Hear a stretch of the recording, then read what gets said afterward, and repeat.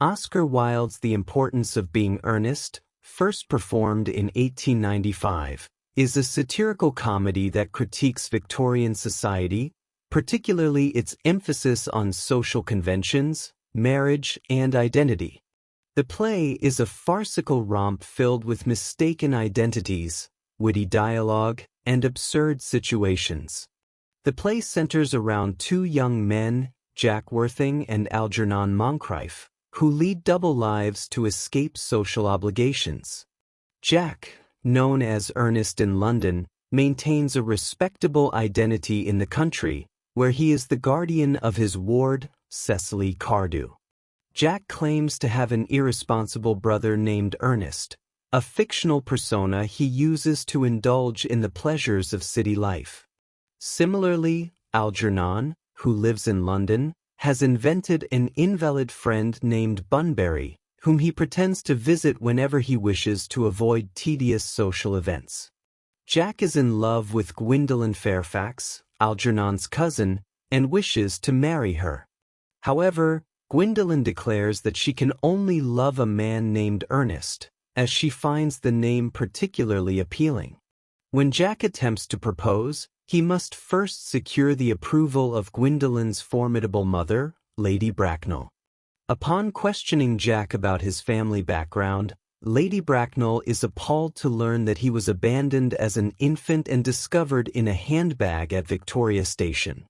Declaring him unsuitable for marriage, she forbids the engagement until Jack can establish a respectable lineage.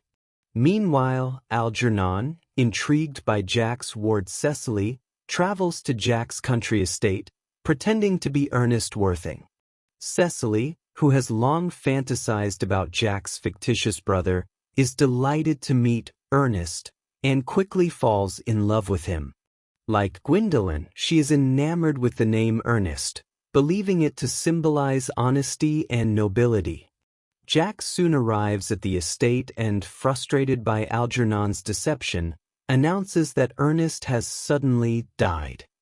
However, complications arise when Gwendolen also arrives, seeking Jack. When both women discover that they are engaged to Earnest, they initially turn against each other but quickly unite upon realizing they have been deceived.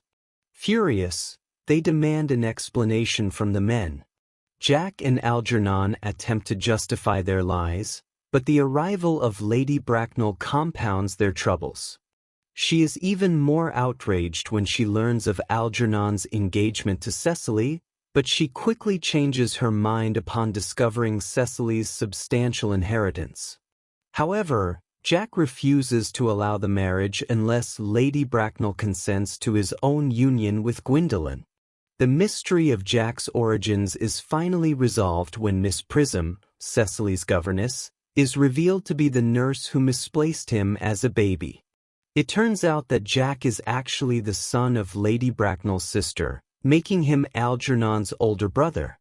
Even more conveniently, his real name is Earnest, meaning that both women had, in fact, fallen in love with a man named Earnest all along. With all obstacles removed, Jack and Gwendolen, as well as Algernon and Cecily, are free to marry.